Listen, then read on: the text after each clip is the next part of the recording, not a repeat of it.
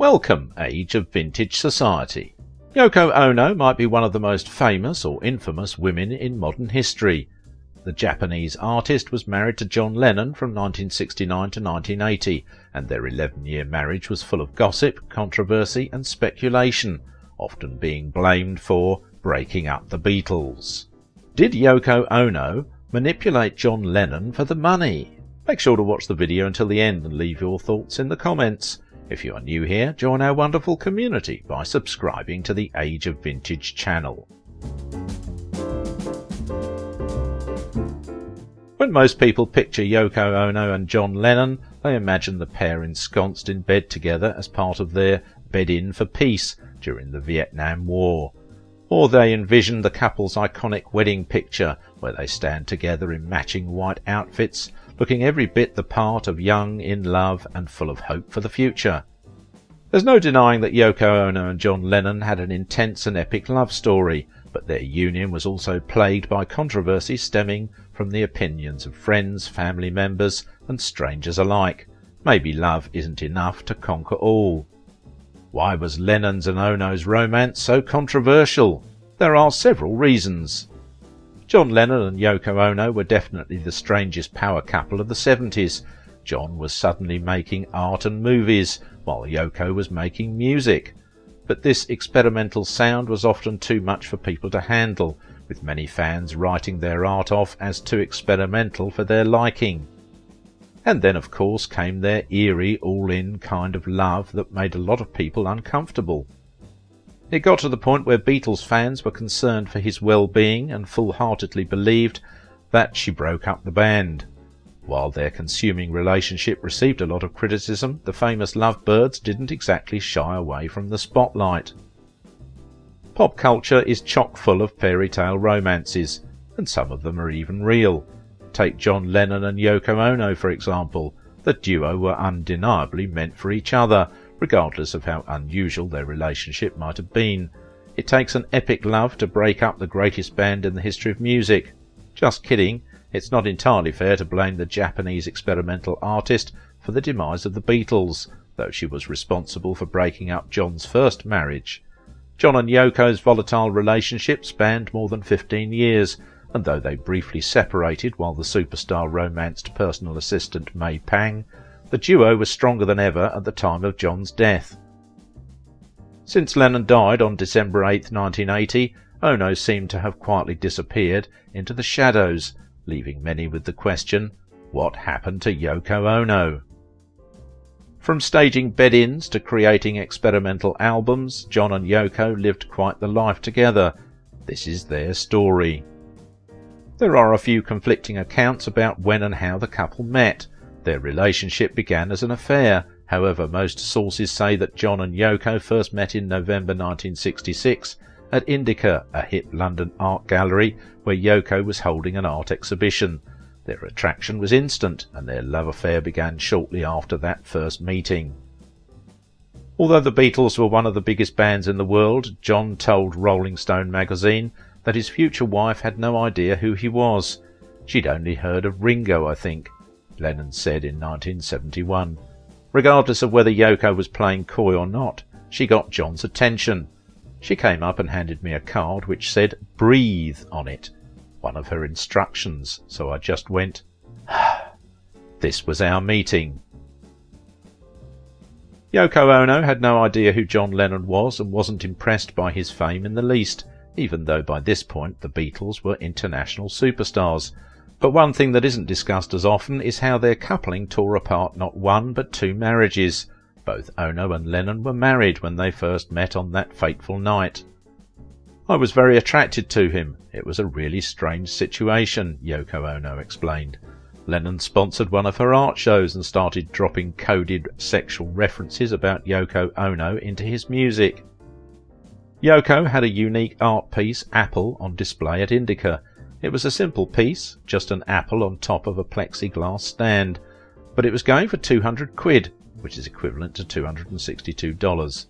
John was astounded at the piece of work and later told reporters that the piece intrigued him because he didn't have to have much knowledge about avant-garde or underground art. So what did John do? He grabbed the apple off the stand and took a huge bite out of it.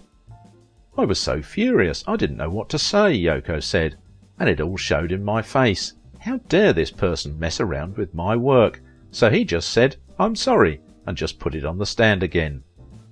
While this seems like the perfect meet cute, there was just one problem. Both were married with children. John was married to his first wife Cynthia, whose relationship had been on the rocks before he met Yoko. The pair shared a son named Julian, who was 3 years old at the time. Yoko, on the other hand, was on her second marriage. The Japanese-American artist was married to film producer Anthony Cox. Just like with John, Yoko met Anthony after he came to see her artwork at an art exhibition in Tokyo. The pair married and had a daughter named Kyoko. After their divorce, Anthony took full custody of Kyoko and disappeared with her in 1971. It wasn't until 1994 that Kyoko made contact with her mother. It didn't matter that the couple were married to other people, there was an instant connection. John and Yoko eventually met again at another art gallery event, and that's when the artist asked John to sponsor one of her art shows. Only John and Yoko know when their love affair actually began, but it was sometime before he flew with the Beatles to India in February 1968. Before they left, Cynthia found letters exchanged between John and Yoko, but when she confronted him about it, he denied that the two were involved romantically. John wrote Yoko off as some crazy artist who wanted to be sponsored. Cynthia was used to hearing whispers of John's infidelity. However, she saw their upcoming trip to India as an opportunity to save their marriage. But John wasn't exactly on the same page as his wife. John was becoming increasingly cold and aloof toward me, Cynthia wrote in her book. He would get up early and leave our room. He spoke to me very little, and after a week or two he announced that he wanted to move into a separate room to give himself more space. John said that he could only meditate alone, but Cynthia later learned that John woke up early every day to check the post office for a letter from Ono, who sent one almost daily. One day he invited her over, while his first wife Cynthia was away on vacation with their son Julian. And the heart wants what it wants, and eventually Lennon's wife Cynthia caught the two of them in bed together. It was midnight when we started Two Virgins. It was dawn when we finished, and then we made love at dawn. It was very beautiful.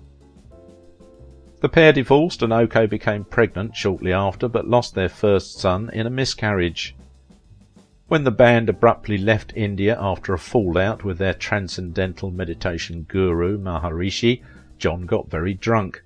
On the flight back to London, he confessed to Cynthia that he had been with many women during their marriage. He reportedly went on to detail encounters with numerous groupies, friends, and thousands of women around the world. No one can deny Yoko Ono's dramatic influence over John Lennon's entire life. The couple created lots of films, art pieces, and performances together, deeply involved in each other's affairs. John had Yoko around for rehearsals in recording studios, music video shoots, and even on stage, causing friction with other members of the band. John Lennon wrote many songs inspired by his love for Yoko. She was his muse, and he always found himself writing about her. John's greatest hit, Imagine, was a collaboration inspired by Yoko's poetry book titled Grapefruit, published in 1964. John has attributed most of his best work to her, and she recently received song credits for the chart-topping hit they wrote together.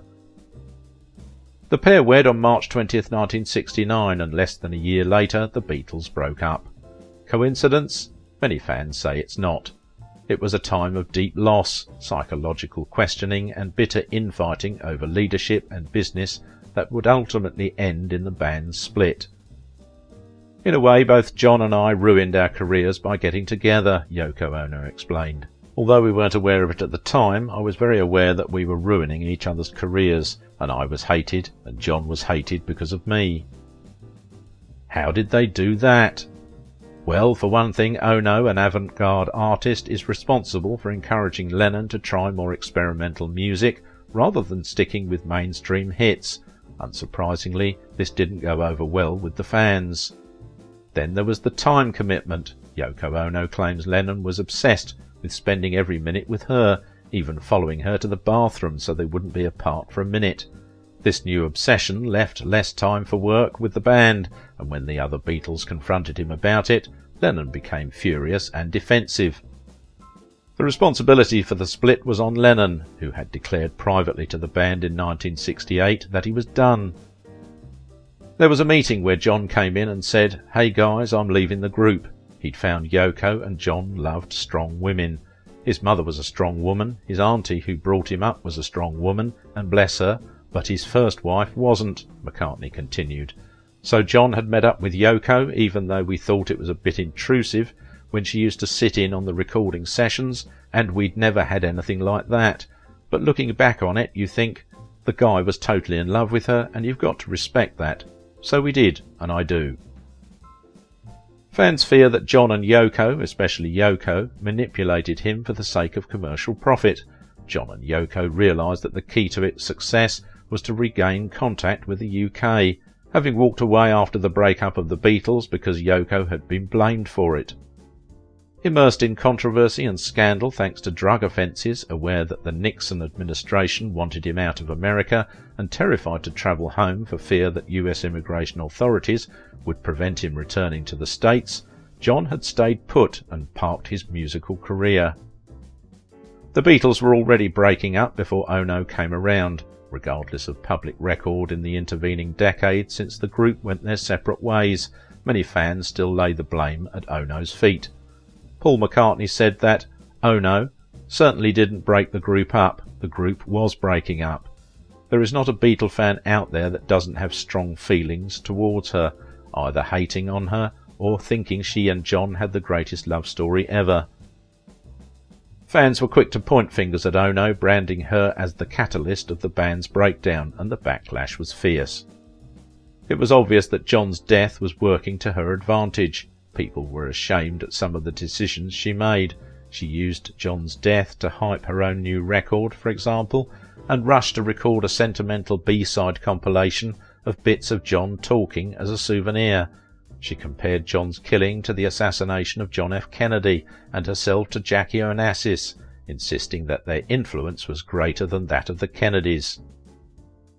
Though Lennon declared in 1991 that his wife had not split up the Beatles, public sentiment towards Ono remains mixed.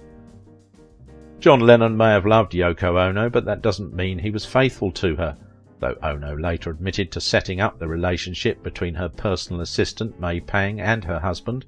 That doesn't mean their 18-month love affair was accepted by the public. I started to notice that he became a little restless on top of that, so I thought it's better to give him a rest and me a rest. May Pang was a very intelligent, attractive woman and extremely efficient. I thought they'd be okay. John's affair wasn't hurtful to me. I needed a rest. I needed space. The whole thing came about because Yoko Ono and John Lennon were fighting all the time, and his possessive ways were starting to grate on his wife. That's why she orchestrated the affair for Lennon, to get him away from her and keep him happy. But then Lennon and Ono reconnected so quickly and dramatically that former girlfriend May Pang thought maybe Lennon was brainwashed. 1 year later, Yoko Ono gave birth to the couple's son, Sean. After her husband's passing, she was in a new relationship with Sam Havertoy, a sculptor and antiques expert 20 years her junior, and a former Lennon aide. It was quite scandalous. John was said to have been well aware that his wife was attracted to Havertoy. One track on Double Fantasy is I'm Losing You, which John composed and wrote in a 2-hour frenzy, fearful that Yoko, whom John called Mother, had fallen in love with Havertoy. Havertoy and Yoko wound up spending 20 years together, far longer than her marriage to John, and separated in 2000. Despite all their issues, there's no denying that John Lennon and Yoko Ono had a deep and enduring bond that carried on even after his tragic death in 1980. Ono was responsible for constructing strawberry fields in Central Park, New York, as a way to honour her late husband, and also founded the John Lennon Museum. She's one of the reasons the memory of this famous songwriter will never die. If you liked this video, don't forget to give it a thumbs up, subscribe if you are new here, and if you want to support my work, please visit my Patreon page. Now it is your turn. What do you think about the life and legacy of Yoko Ono? Was Ono to blame for the breakup of the Beatles?